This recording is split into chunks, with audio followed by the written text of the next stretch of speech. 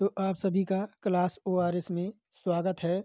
तो हमने जो पहले प्रैक्टिस सेट में जो हमारा यूथ कंपटीशन का पहला प्रैक्टिस सेट था उसमें हमने उसमें हमने जो थी जो पहले प्रैक्टिस सेट में उसमें हमने 35 क्वेश्चन जो है सॉल्व कर लिया था। आज हम इसमें आपको इसमें कि इस पहले प्रैक्टिस सेट में आपको 75 आपको क्वेश्चन है, जिसमें मैंने आपको 35 क्वेश्चन पहले सॉल्व करा दिया था। और आज के प्रैक्टिस सेट में आपको जीके, जीएस, मैथ और रीजनिंग जो बची है उसको सॉल्व कराना है। तो चलिए आज का जो टेस्ट है वह शुरू करते हैं। और पहला क्वेश्चन देखिए क्या कह रहा है। 21 का संबंध आपका 2 से दे रखा है और 85 का संबंध 40 से, तो आपका 30 का संबंध पूछ रहा है। तो यह देखिए ऑप्शन में 8 है, 3 है, 0 है और 6 है। तो ये सॉल्व कैसे होगा। तो देखिए दो दो गुणे 1 किया तो कितना आया, तो आपका 2 आ गया। उसी प्रकार 8 गुणे 5 किया तो 8 पचा कितना होता है, तो आपका 40 होता है। उसी प्रकार 3 गुणे जब 0 करेंगे, अगर किसी संख्या में जब 0 से गुणा करते हैं हम तो आता क्या है। तो जब किसी संख्या में 0 से हम गुणा करेंगे तो आएगा क्या, तो 0 ही आएगा। तो ऑप्शन नंबर सी हमारा करेक्ट हो जाएगा। फिर देखिए उस विकल्प का चयन करें जो जो तीसरे शब्द से उसी प्रकार संबंधित है जिस प्रकार दूसरा शब्द पहले शब्द से संबंधित है। तो कविता का क्या दे रखा है, छंद। और पुस्तक का आपसे पूछ रहा है कि प्रश्नवाचक के जगह आपका क्या आएगा। तो कहानी है ऑप्शन में, पृष्ठ है, छपाई है या भाषा है। तो देखिए जो आपकी है जिस प्रकार जो है छंद कविता के अंतर्गत आती है क्या। तो छंद जो होती है आपकी कविता के अंतर्गत आती है। उसी प्रकार पुस्तक जो है आपकी वह पृष्ठ के अंतर्गत आती है क्या। तो पृष्ठ के अंतर्गत आपकी पुस्तक आती है। ऑप्शन नंबर बी हमारा करेक्ट हो जाएगा। फिर देखिए मैथ का क्वेश्चन है। एक टंकी को दो पाइप द्वारा एक टंकी को दो पाइप के द्वारा एक साथ 45/4 मिनट में भरा जा सकता है। तो बड़ा पाइप छोटे पाइप के मुकाबले टंकी को 12 मिनट में कम समय में भर सकता है, और बड़े पाइप द्वारा टंकी को अकेले भरने में कितना समय लगेगा। तो ये देखिए आप इसको करेंगे क्या। तो हम इसको एलसीएम ले लेंगे तो क्या हो जाएगा, 1/t प्लस आपका 12 इधर हो जाएगा। तो आपका आएगा क्या, तो आपका टी प्लस ये आपका टी है, 1 मिनट, ये आपका टी है और आपका प्लस हो जाएगा।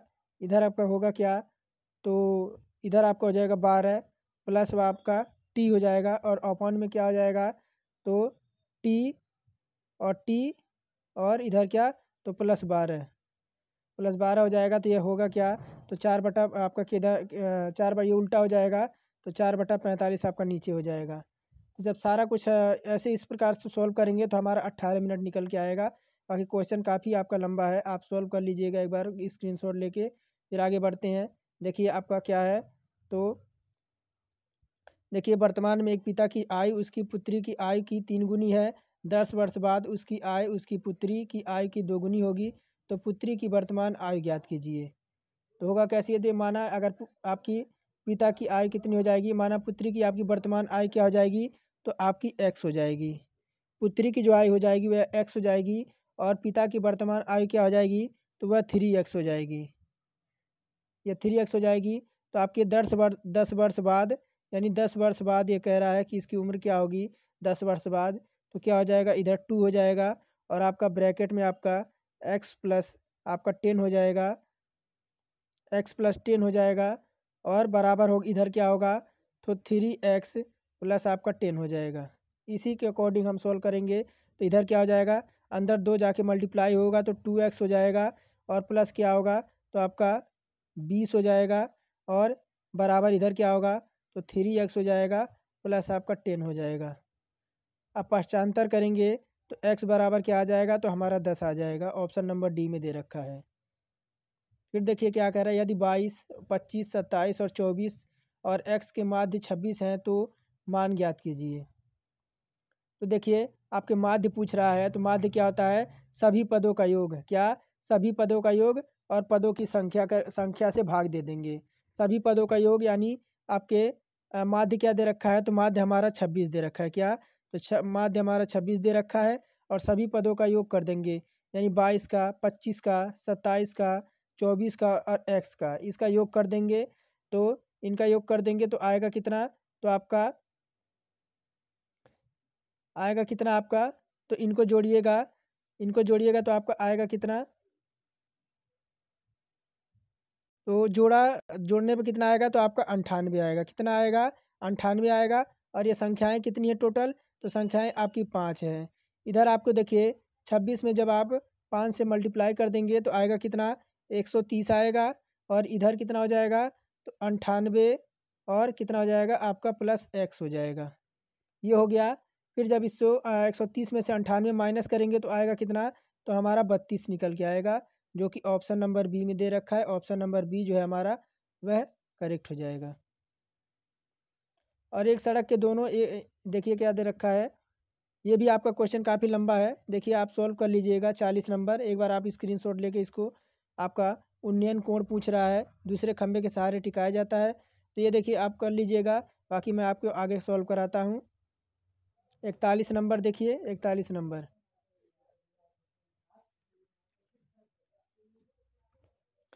41 नंबर देखिए, मैं थोड़ा सा हिंट दे देता हूँ आपको, आएगा कैसे। तो आपका करनी में क्या हो जाएगा, आपका करनी में क्या होगा, तो 1 प्लस साइन ए, और आएगा क्या, बटा आपका क्या हो जाएगा, 1 माइनस साइन ए हैया है, 1 बटा साइन माइनस ए हैया है। फिर आपका क्या हो जाएगा, इससे अपोजिट में गुणा कर देंगे, इसका अपोजिट लेकर गुणा कर देंगे तो ऊपर क्या आ जाएगा, यानी आपका चिन्ह जो आपका वह परिवर्तित हो जाएगा, साइन ए हो जाएगा ऊपर, और नीचे क्या हो जाएगा, तो 1 प्लस आपका साइन ए हो जाएगा। इसी के सॉल्व करेंगे तो आपका अंत में क्या आ जाएगा, तो आपका क्या आ जाएगा, तो ऑप्शन नंबर क्या आ जाएगा, डी आएगा, सेक ए प्लस टेन ए आएगा। ये इसी को रख के सॉल्व करेंगे तो नीचे हमारा ये आपका उत्तर आ जाएगा। फिर देखिए आपका त्रिभुज के पूछ रहा है, त्रिभुज में कोणों का अनुपात 3 4 5 जो है, तो कोणों को ज्ञात कीजिए।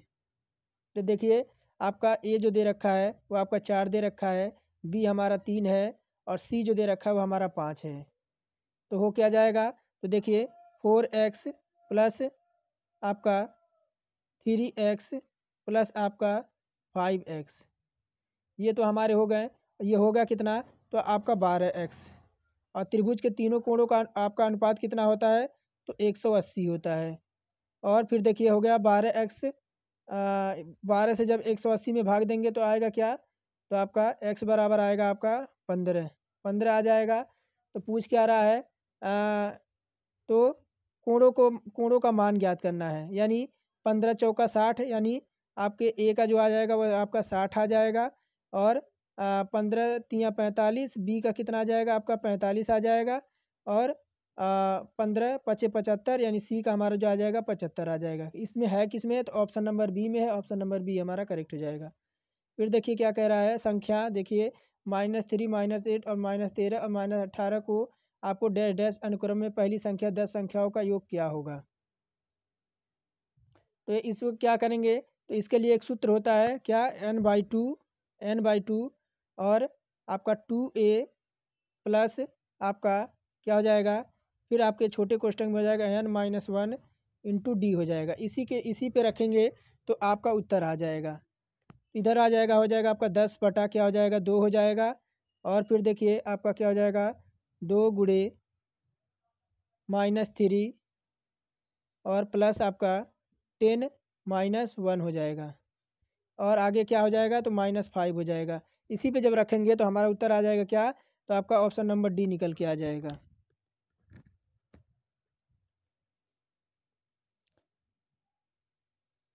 चलिए आगे बढ़ते हैं। अब तो आपके सारे के सारे जो हैं आपके मैथ के ही क्वेश्चन हैं, जो कि आपके थोड़े से, यहाँ 53 नंबर सोल्व कराता हूँ। बाकी मैथ तो थोड़ा सा क्या है, आप अभी हमारे पास थोड़ा सा व्यवस्था नहीं है मैथ सॉल्व कराने का, क्योंकि पेन टैब इसके लिए ज़रूरी होती है। क्योंकि अगर मैं सॉल्व कराने लग गया तो ये समझ लीजिए कि अभी इसमें पूरा आपका जो है आपको सही दिखेगा नहीं। तो चलिए मैं डायरेक्ट क्या है, थोड़ा सा आपको बता देता हूँ जो आपके छोटे छोटे क्वेश्चन है, और आपको समझ भी आ जाए। तो आपका देखिए करनी में 20 का स्क्वायर -16 का स्क्वायर दे रखा है, तो होगा क्या, तो ये होता क्या है, तो आपका ए स्क्वायर -बी स्क्वायर का आपका ये सूत्र होता है। इसी पे रखेंगे तो होगा क्या, इसी पे रखेंगे तो देखिए आपका, तो 20 प्लस हमारा 16 हो जाएगा। एक करनी में 20 प्लस 16 हो जाएगा, और एक कोष्टक में आपका क्या हो जाएगा, तो 20 -16 हो जाएगा। इसी पर फिर देखिए आएगा क्या, तो 20 और 16 होता कितना है, तो आपका 36, कितना, तो 36 हो जाएगा। और गुणे, और 20 और -16 कितना हो जाएगा, तो आपका 4 हो जाएगा। तो 36 गुणे जब देखिए 36 बाहर किससे निकलेगा, तो आपका 6 से निकल जाएगा। और 4 किससे निकलेगा, तो 2 से निकल जाएगा। तो आएगा क्या, तो आपका 12 आएगा। 12 है किस में, तो ऑप्शन नंबर डी में है। ऑप्शन नंबर डी हमारा करेक्ट हो जाएगा। फिर 54 नंबर देखिए क्या कह रहा है कि निम्नलिखित में से सबसे बड़ी भिन्न ज्ञात कीजिए। सबसे बड़ी भिन्न ज्ञात करने के लिए 5/11 को भाग देंगे, यानी 5 बटा ऐसे हम जब भाग देंगे 5/11 का, तो निकल के आएगा क्या, तो 0 आपका 5 निकल के आएगा। और फिर 3/5 को भाग देंगे, 3/5 को भाग देंगे तो 0 हमारा 2 आएगा। और 12/11 को भाग देंगे तो कितना आएगा, तो 1.09 आएगा। भाग आप देख लीजिएगा, तो यही निकल के आएगा। 4/7 को भाग देंगे तो क्या आएगा, 0.57 आएगा। और 9/12 को भाग देंगे तो आएगा क्या आपका, तो 0.75 आएगा, ये आएगा। बाकी आप देख लीजिएगा, भाग दे के यही आएगा। और आपका बड़ा कौन सा हो जाएगा, तो आपका देखिए बड़ा आपका कौन सा हो जाएगा, तो सबसे बड़ा है कौन आपका, तो ये आपका हो जाएगा 0.45 आपका जो है आपका बड़ा हो जाएगा। तो यानी ऑप्शन नंबर ए, एक मिनट, किस ऑप्शन नंबर ए में है क्या, तो 1 पॉइंट आपका क्या है, एक मिनट, ये हाँ ये 12 पॉइंट, ठीक ठीक ठीक आपका होगा, ये हो जाएगा कौन सा, तो 12/11, यानी सबसे बड़ा आया कौन, यानी 1 में आया है ना आपका। बाकी सब आपके देखिए दशमलव में है, यानी आपका 1.09 आया है। तो किसका, तो 12 सही, 12/11 का आया है। तो ऑप्शन नंबर ए जो है आपका सबसे बड़ा भिन्न हो जाएगा। फिर देखिए 55 नंबर कह रहा है, निम्न में से कौन सी संख्या 9 से विभाज्य नहीं है। तो 9 से विभाज्य नहीं है। और देखिए आपका 9 से विभाज्य होने के लिए क्या चाहिए, 9 से विभाज्य होने के लिए आपको 18 चाहिए, या फिर आपको 9 चाहिए, या फिर आपको क्या चाहिए, यानी देखिए अगर 4, 9, 104 को जोड़ते हैं तो या तो 18 या 9 से विभाज्य होना चाहिए। फिर देखिए अगर 7 और 7, 7, 8, 3, 2 को जोड़ते हैं तो ये संख्याएं जो है आपकी 27 और 9 से जो क्या है, तो आपका विभाज्य होना चाहिए। ये है विभाज्य, एक बार आप चेक कर लीजिएगा, ये भी आपका विभाज्य हो जाएगा, ये भी हो जाएगा, क्योंकि 18 और 9 से विभाज्य होगा। और ये आपका 77, 832 आपका 27 और 9 से विभाज्य होगा। फिर सी नंबर चेक करते हैं। सी नंबर देखिए 3 + 5 + 2 + 5 + 3 इनको जोड़ेंगे तो ये भी आपके किससे, तो 18 और 9 से आपकी विभाज्य हो जाएंगी। बाकी आप देखिए ऑप्शन नंबर डी, यही विभाज्य नहीं होगा, क्योंकि ये आपकी क्या है, तो एक 21 से विभाज्य हो जाएगी और 9 से। बाकी आपका देखिए ये 21 से और 9 से विभाज्य हो रही है, यही जो आपका है वो आपका विभाज्य नहीं होगा, ऑप्शन नंबर डी। और 56 देखिए यहाँ से आपका क्या है, तो आपका यहाँ से आपका जनरल अवेयरनेस या और जीके जीएस आपका स्टार्ट है। यहाँ से पूछ क्या रहा है कि इनमें से कौन सा पाषाण युग यानी स्टोन एज के 3 प्रमुख कालों के अंतर्गत नहीं आता है। तो ऑप्शन में है पूरा पाषाण काल, नव पाषाण काल, ताम्र पाषाण और मध्य पाषाण। तो इनमें से कौन सा पाषाण युग आपके तीनों प्रमुख कालों के अंतर्गत नहीं आता, तो क्या, तो ताम्र पाषाण है। ताम्र पाषाण युग में मनुष्य पत्थर के औजारों का उपयोग करता था। और पाषाण युग के 3 चरण कौन से हैं, तो पूरा पाषाण काल है, मध्य पाषाण काल है तथा नव पाषाण काल है। और ताम्र पाषाण युग में नव पाषाण युग के बाद आरंभ हुआ, जिसमें मनुष्य तांबे के औजारों का उपयोग करने लगा। लगभग 5000 ईसा पूर्व में मनुष्य ने सर्वप्रथम आपका तांबे का धातु आपका बनाया था। तो ऑप्शन नंबर सी हमारा करेक्ट हो जाएगा। फिर देखिए क्या कह रहा है कि अल-बरूनी ने अपनी पुस्तक किताब उल हिंद में मीन मकाला किस भाषा में लिखी थी। अल-बरूनी ने अपनी पुस्तक किताब उल हिंद मीन मकाला किस भाषा में लिखी थी, तो संस्कृत थी, अरबी थी, फारसी थी या सीरियाई थी। तो देखिए ऑप्शन नंबर बी हो जाएगा क्या, तो आपका ऑप्शन नंबर बी हो जाएगा। किताब उल हिंद ग्रंथ के लेखक आपके अल-बरूनी है। ये अरबी भाषा में लिखी गई पुस्तक है। यह पुस्तक आपकी 11वीं शताब्दी की भारतीय सामाजिक, आर्थिक और राजनीतिक जानकारी का प्रमुख स्रोत है। इसमें अल-बरूनी जो था वह प्रथम मुस्लिम था जिसने संस्कृत सीखा और गीता एवं पुराणों का आपका अध्ययन किया। अल-बरूनी गीता से बहुत प्रभावित हुआ था। फिर देखिए क्या कह रहा है 58 नंबर, जब फ्रांसीसी नेतृत्व में फ्रांस ने डैश डैश पर कब्जा कर लिया था तब पहला कर्नाटक युद्ध लड़ा गया था।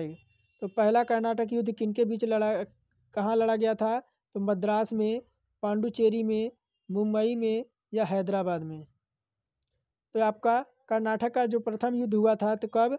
तो 1746 या 48 में। 1746 और 48 के आपके ऑस्ट्रिया के उत्तरायुद्ध में हुआ था और कैप्टन बोर्नेट नेतृत्व में अंग्रेज़ों ने कुछ फ्रांसीसी जलपोत पकड़ लिए और जो युद्ध का तात्कालिक कारण बना। इसके परिणाम स्वरूप मॉरिशस के फ्रांसीसी गवर्नर बुडानो ने मद्रास पर अधिकार कर लिया।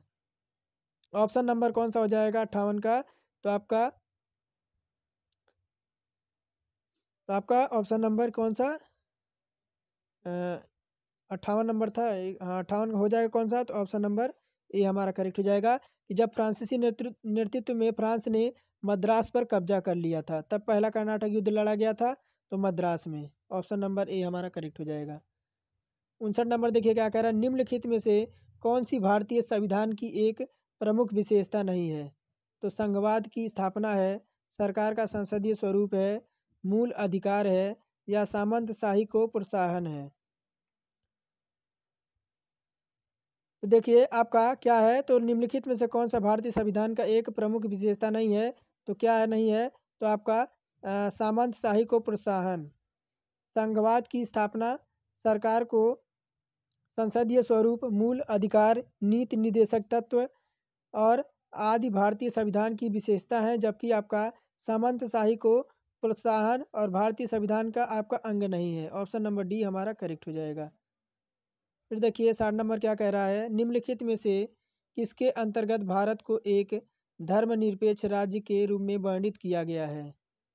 तो भारत को एक धर्मनिरपेक्ष राज्य के रूप में वर्णित किया गया है तो संविधान की प्रस्तावना है या राज्य के नीति निदेशक तत्व हैं या अनुच्छेद 44 के अंतर्गत है या अनुच्छेद 475 के अंतर्गत है। तो यह है तो किसके? तो संविधान की प्रस्तावना है। ऑप्शन नंबर पहला करेक्ट हो जाएगा। भारतीय संविधान की प्रस्तावना में घोषणा के अनुसार भारत जो है आपका एक धर्मनिरपेक्ष देश है। भारतीय संविधान सभी को अपने धार्मिक विश्वासों और तौर तरीकों को अपनाने की पूरी छूट देता है। धर्म को राज्य से अलग रखने के लिए इस अवधारणा में धर्मनिरपेक्ष आपका कहा जाता है।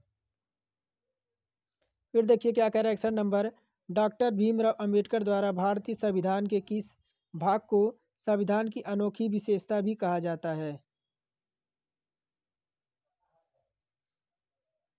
तो क्या है? तो संशोधन प्रक्रिया है, मौलिक कर्तव्य है, राजनीति के निदेशक सिद्धांत हैं या मौलिक अधिकार हैं।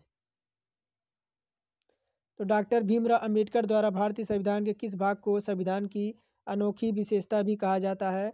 तो किसको कहा जाता है? तो आपके राज्य के नीति निदेशक सिद्धांत को, राज्य के नीति निदेशक सिद्धांत को। राज्य के नीति निदेशक तत्वों का उल्लेख संविधान के कौन से में है? तो भाग 4 में है। किस में? तो भाग 4 में है। अनुच्छेद आपका 36 से कितना? तो 36 से 51 तक के आपका किया गया है। संविधान निर्माताओं ने आपका वर्ष 1937 में निर्मित आयरलैंड के संविधान से लिया था। डॉक्टर भीमराव अंबेडकर ने इस तत्व को अनोखी विशेषता बताया है और ग्रीनविल ऑस्टिन ने नीति निदेशक तत्व और मौलिक अधिकारों को संविधान की मूल आत्मा कहा है। फिर देखिए 62 नंबर क्या कर, हमारी आकाशगंगा मिल्की वे के सबसे नज़दीक कौन सी आकाशगंगा है? हमारी आकाशगंगा मिल्की वे के सबसे नज़दीकी कौन सी आकाशगंगा है? तो भंबर आकाशगंगा है, एंड्रोमेडा आकाशगंगा है, बर्गो स्टेलर स्ट्रीम है या ट्रायंगुलम आकाशगंगा है।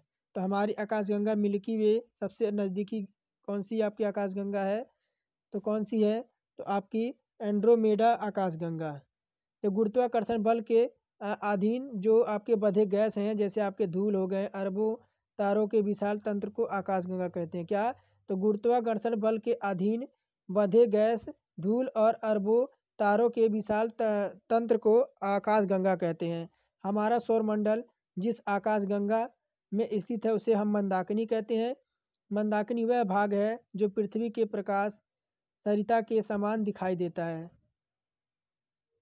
फिर आगे देखिए 63 नंबर क्या कह रहा है कि कठियावाड़ प्रायद्वीप डैश डैश का भौगोलिक और सांस्कृतिक विस्तार है। तो कौन है?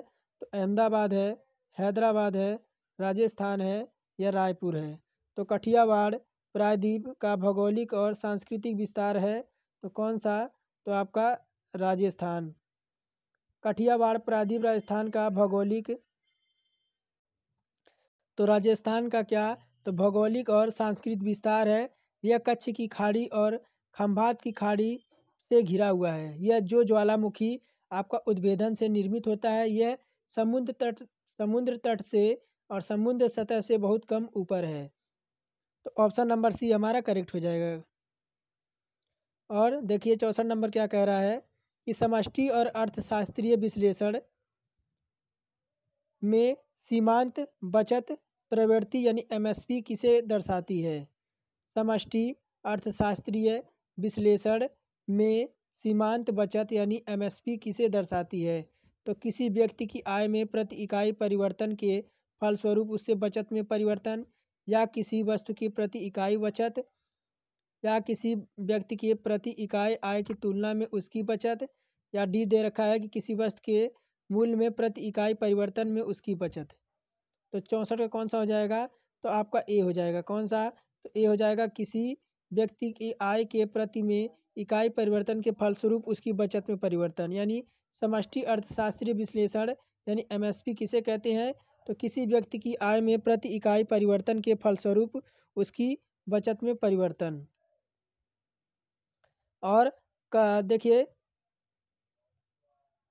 समष्टि अर्थशास्त्रीय विशेषण में सीमांत बचत प्रवृत्ति किसी व्यक्ति की आय में उसके प्रति परिवर्तन के फलस्वरूप उसकी बचत में परिवर्तन को प्रदर्शित करता है।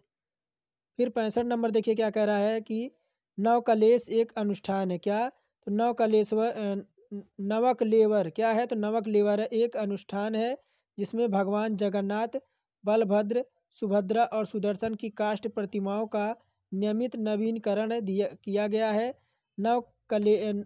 नवकलेवर रथ यात्रा का आयोजन कहाँ किया जाता है? तो वृंदावन में, पुरी में, सोमनाथ में, और ऑप्शन क्या है? तो आपका डी नंबर, तो मथुरा में। कहाँ पे किया जाता है?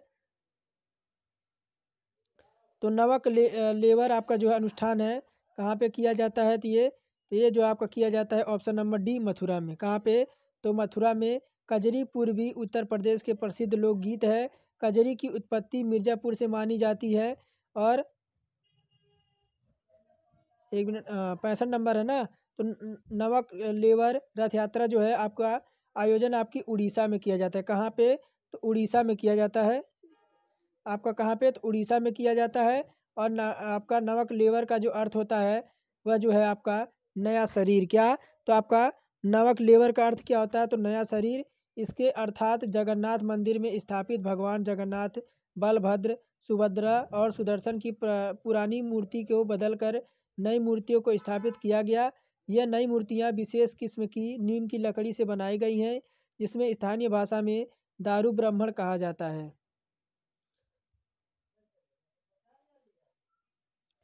फिर आगे देखते हैं 66 नंबर क्या कह रहा है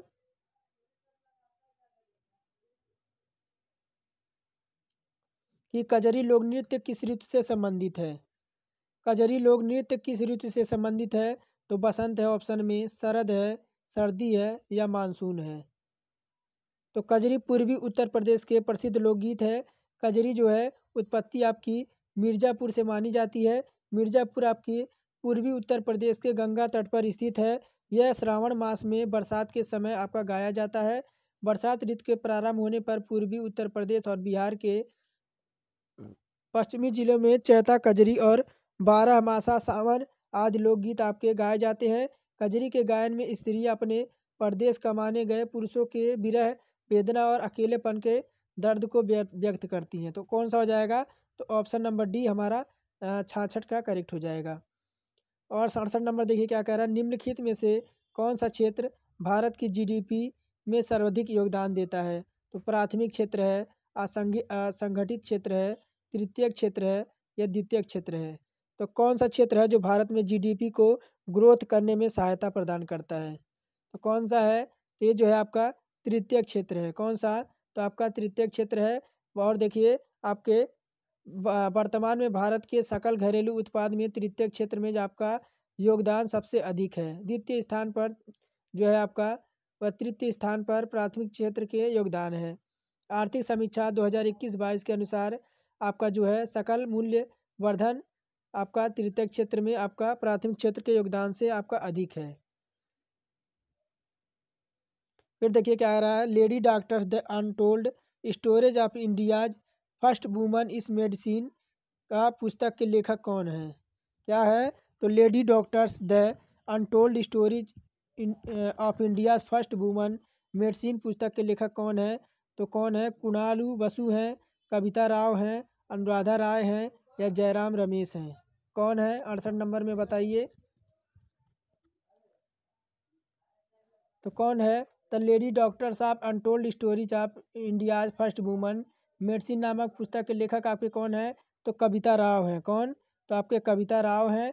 और इस पुस्तक में आपकी रुखमाबाई राउत की कहानी है। यह एक भारतीय चिकित्सक और नारीवादी थी।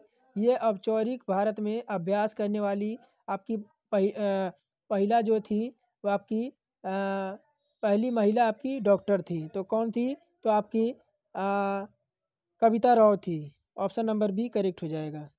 फिर देखिए क्या क्या कह रहा है 69 नंबर कि बीटिंग द रिट्रीट, क्या बीटिंग द रिट्रीट आधिकारिक तौर पर भारत के किस राष्ट्रीय उत्सव की समाप्ति को दर्शाता है? बीटिंग द रिट्रीट जो है आधिकारिक तौर पर भारत के किस राष्ट्रीय उत्सव को समाप्ति की ओर दर्शाता है? तो गांधी जयंती है, संविधान दिवस है, स्वतंत्रता दिवस है या गणतंत्र दिवस है? तो बीटिंग द रिट्रीट जो है आपका आधिकारिक तौर पर भारत की गणतंत्र दिवस को समाप्ति का सूचक है। यह प्रतिवर्ष आपको 29 जनवरी को नई दिल्ली के विजय चौक पर आयोजित किया जाता है। कहाँ पे? तो हर 29 जनवरी को नई दिल्ली के विजय चौक पर आयोजित किया जाता है। समारोह के मुख्य अतिथि कौन होते हैं? तो भारत के राष्ट्रपति होते हैं। आपका होगा कौन सा जाएगा 69 का? तो ऑप्शन नंबर डी गणतंत्र दिवस। फिर 70 नंबर देखिए क्या कह रहा है कि 1913 में साहित्य के लिए नोबेल पुरस्कार प्राप्त करने वाले भारतीय का नाम क्या था? तो हुमायूं अकबर था, विष्णु डे थे या अन्नदाशंकर राय या रविन्द्रनाथ टैगोर? तो 1913 में साहित्य के लिए नोबेल पुरस्कार प्राप्त करने वाले पहले भारतीय का नाम क्या था? तो आपका कौन थे? तो आपके गुरु रविन्द्रनाथ टैगोर। कौन? तो गुरुदेव के नाम से प्रसिद्ध गुरु रविंद्रनाथ टैगोर को उनकी प्रसिद्ध पुस्तक गीतांजलि के लिए 1913 में साहित्य का नोबेल पुरस्कार दिया गया था। और नोबेल पुरस्कार प्राप्त करने वाले वे पहले भारतीय थे। गीतांजलि और साधना उनकी जो अन्य महत्वपूर्ण कृतियां हैं। भारत के राष्ट्रीय गान में जो कि आपका जनगण मन में बांग्लादेश से आपका अमार सोनार बांग्ला की रचना इन्होंने किया। और 1915 में टैगोर को साहित्य सेवा के लिए आपका नाइटहुड की उपाधि दी गई, जिसे जिसे उन्होंने 1919 के अमृतसर नरसंहार के विरोध में वापस लौटा दिया था। फिर देखिए क्या कह रहा है 71 नंबर कि संयुक्त राष्ट्र के निम्नलिखित में से प्रमुख अंगों में से कौन सा न्यूयॉर्क में स्थित नहीं है? तो आर्थिक एवं सामाजिक परिषद है, सचिवालय है, न्यायशीता परिषद है या अंतर्राष्ट्रीय न्यायालय है? तो संयुक्त राष्ट्र के निम्नलिखित प्रमुख अंगों में से कौन सा अंग आपका न्यूयॉर्क में स्थित नहीं है? तो कौन सा नहीं है? तो आपका अंतर्राष्ट्रीय न्यायालय। संयुक्त राष्ट्र संघ की स्थापना कब हुई थी? तो इसकी स्थापना जो हुई थी वो आपका 24 अक्टूबर आपका 1900 कब? तो आपका 1945 को। संयुक्त राष्ट्र की स्थापना कब हुई थी? तो 24 अक्टूबर 1945 ईस्वी को। और इसके आपके प्रमुख आपके 6 संगठन है। कितने? तो आपके टोटल 6 संगठन है जो आपके कहाँ पे है? तो आर्थिक एवं सामाजिक परिषद जो है आपका वह न्यूयॉर्क में है, और संयुक्त राष्ट्र सचिवालय ये भी आपका न्यूयॉर्क में है। संयुक्त राष्ट्र न्यास परिषद ये भी आपका न्यूयॉर्क में है, और अंतर्राष्ट्रीय न्यायालय कहाँ है? तो आपका नीदरलैंड में है, और महासभा कहाँ है? तो आपका न्यूयॉर्क में है, और सुरक्षा परिषद कहाँ है? तो आपका न्यूयॉर्क में। यानी एक ही जो है आपका वह नीदरलैंड में है, बाकी आपके सारे के सारे मुख्यालय जो है आपके संयुक्त राष्ट्र के आपके न्यूयॉर्क में हैं। फिर देखिए 72 नंबर क्या कह रहा है कि टेबल टेनिस को ओलंपिक खेल के रूप में किस वर्ष मान्यता मिली?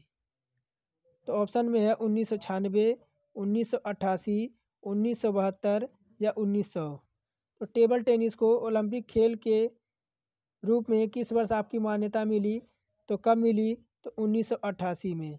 ओलंपिक खेल प्रत्येक आपके कब? तो हर 4 वर्ष के अंतराल पर आयोजित किया जाता है।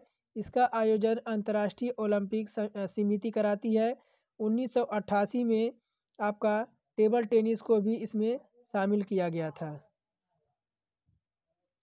और 73 नंबर देखिए क्या कह रहा है कि वॉलीबॉल खेल में स्पाइक को के नाम से जाना जाता है। वॉलीबॉल खेल में स्पाइक को किस नाम से जाना जाता है? तो ओपन है ऑप्शन में, प्रोटेक्शन है, ड्रॉप है या स्मैश है।